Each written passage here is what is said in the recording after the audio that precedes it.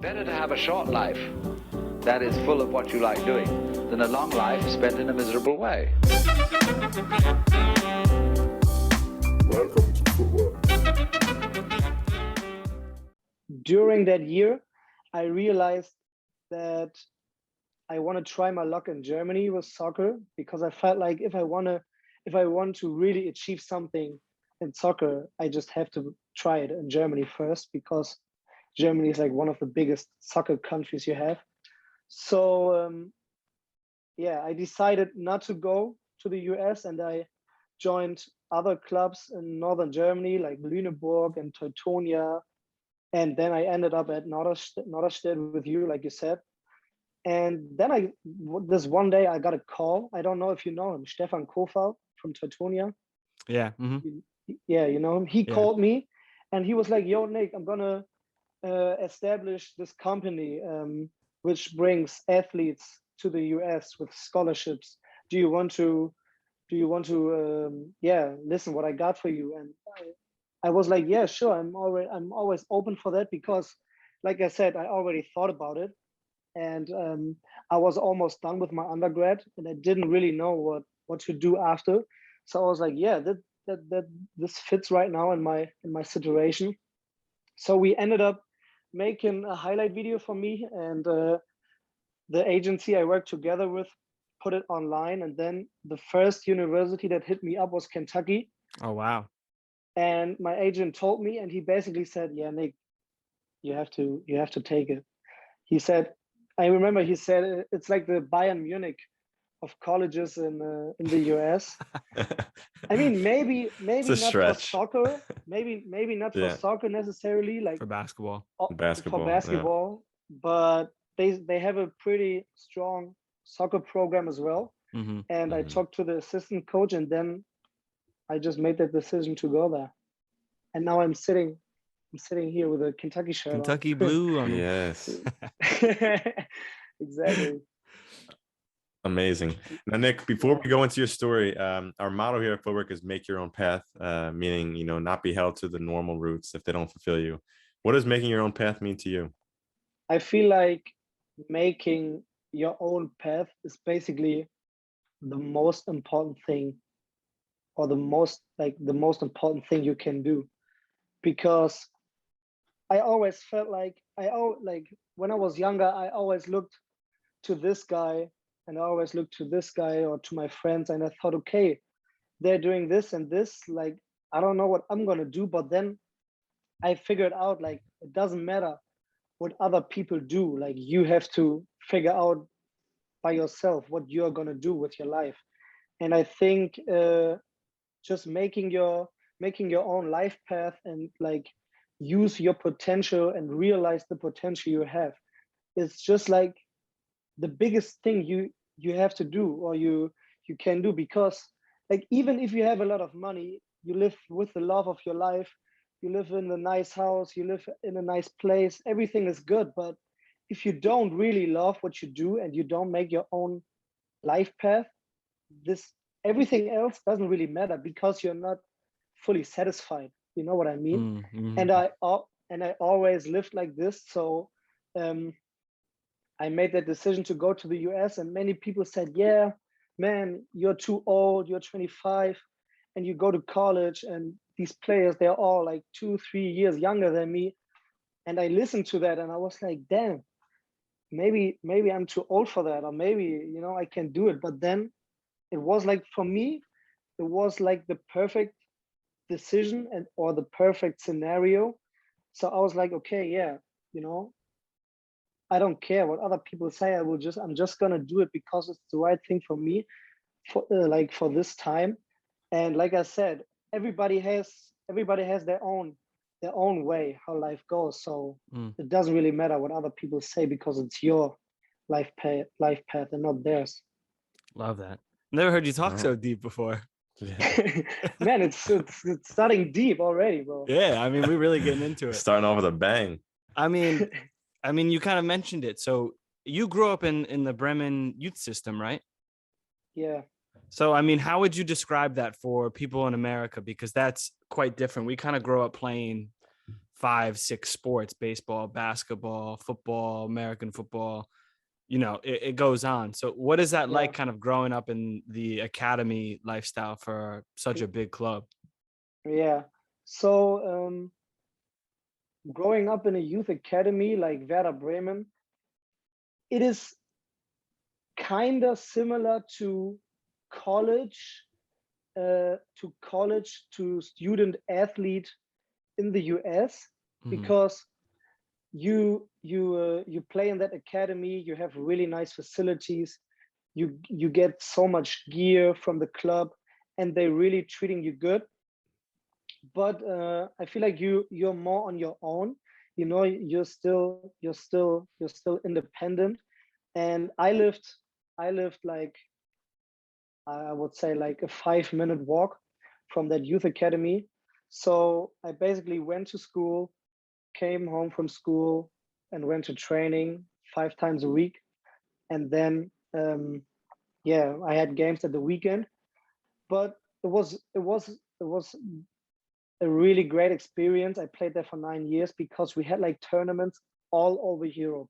Mm. We had tournaments in France. We had like Switzerland, Austria, Spain, Portugal, England, Belgium, Czech Republic, and it was a crazy experience. And yeah, and you always see like these pro players walking around the facilities, and you know them, and they just walk around there like it's nothing. You know, you're used to it. Mm. And our training facility was, so we had like our training field, or we had like more training fields, and it was like right next to the stadium, so we always could see these players like walking to the stadium. And while we train, I was like looking at the stadium, and I was like, man, I want to play I want to play there, I want to Mm. play in that stadium. So it was like really, it was crazy, it was a crazy time. And yeah, it was just a great experience. How competitive was it? It was really competitive, you know. And I have to say, like, these coaches, they demanded so many things from us, like especially when you're 11, Mm. you're still a kid. Or Yeah. when you're 12, you're still a kid, and you're like, you don't have really the mindset of like, okay, I can go pro, or I want to go pro, I want to, like, you know, you don't really have that competitive mindset already. But they implemented this mindset in us, and we had guys who never played because of because we like, we were supposed to win. Mm. You know, it's Werder Bremen, it's one of the biggest clubs in Germany. So we had to do the same thing that the pros did. Like, we had to Oh, win. wow. We had to win championships, we had to win our league. So if you don't train good, or if you don't play good, you're not going to play in a game. So you can argue about that, if that is healthy for Yeah. like young kids to get this competitive mind. But I think when you live, or when you grow up with that mindset, it helps you it helps you later, Mm-hmm. because it prepares you for what is coming, you know. Mm-hmm. Mhm. Yeah, like, I'm not gonna lie, like, it was a great experience, but it was tough too, because like in the beginning I played every game and everything was fine. The coaches loved me. But when I started, you know, then everybody started to grow and get big, you know. And I was like still a small ass kid, you know. I was not like the others. I was always the smallest.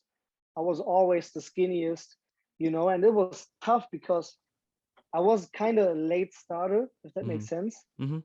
And so I didn't play like when I was 13, 14, 15.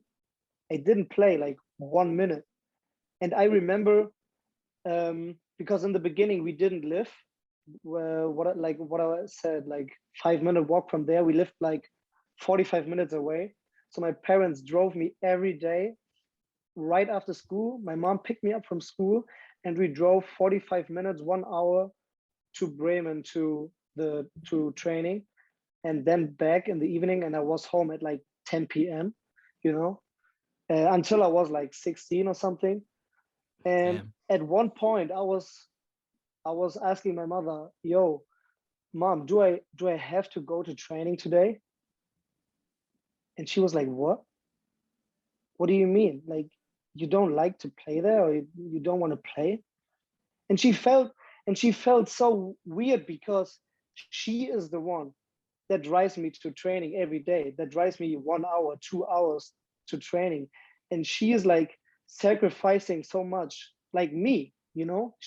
She's sacrificing even more because when she like goes with me there, she can't work, you know. Mm-hmm. We had like a boutique in the village I lived, and it was owned by my parents, but my mom wasn't there because she had me to bring the training, and my father handled all this stuff alone. So at that point, I was like really, I didn't have like a depression or anything because like I was like fucking 13, 14, 15, you know. Mm-hmm. But it was like I'm not gonna lie, like I cried quite a bit, and it was tough. But then when I like grew up and when I got a little bit bigger and like more confident and mature, it changed my mindset, and I started to play again, and then everything was fine. But in the beginning, it was tough because, like you said, of the competitiveness in the team, you know. So yeah, I'm really surprised by the people here because the people are really nice. Yeah. You know, they're really open. They just come and talk to you. They ask how you doing. Like everywhere I go, they ask me, "Hey, like, hey, how you doing? How's your day? How's your day been?" You know. And I'm like, and in the beginning, I was shocked because, you know what? You're not I just used to want to that get in it. Northern Germany, Like, I huh? just want to get a coffee, and like this girl is asking me, like, how's my day been? Or like, I was getting a coffee on campus, and this guy was like, and the barista was like, "Yeah, how's your semester going so far?" I'm like, damn, like people I in don't know Germany you. don't do that. No. They say, No. "Hi, here's your coffee, give you the Moin. money, okay, Tschüss. bye, see you." Yeah, Yeah. exactly. So I was really surprised about that. Came here, like I was still surprised, like how different soccer here is than like in comparison to Germany. I remember like the first game we had, it was against Coastal Carolina, away game, and I was not playing. I was sitting on the bench, and I like see people getting subbed in and subbed off, and subbed in and subbed off, and then like it didn't stop. And like guys came in for like 5 minutes, they didn't even touch the ball, and they got subbed off again. And I was just like sitting on the bench, and it was like, yo, what is going on here? Because like when I came here, I was expecting like, okay, I'm that guy from Germany, like Germany, one of the best countries for soccer, and I'm gonna like dominate, and I'm gonna like start right after I come here. But like I said, it's not like everything is gonna work out how you expect, you know, because in the beginning I struggled. Like I don't know what it was, like the new environment or like the new people or the new system or the new like coach and everything, but I just couldn't play up to my potential. So I ended up not starting every game, which I did basically like in like halfway through the season, you know. But I was not that big guy from Germany that like dominates everything, you know. But I expected that. So I just like, and it was like unconscious. You know what I mean? Like this, I think like all this new, like a new country, new culture, new environment, new style of playing soccer. Like it was like an unconscious change. And I just like usually the things that usually work out for me on the field suddenly didn't work out anymore. And I'm like, oh, okay, what is going on? Why? Like usually I make this goal. Why am I not making this right now? You know? So I had to adapt to this new environment a little bit, you know, get used to the style and get used to everything. And if a foreign guy from anywhere like experience something similar, I can just say that time heals all the wounds you have, you know, because you just got to be patient, because it's not gonna happen like the first day you come here. Like not everything is gonna work out right away, you know. I learned that my whole life.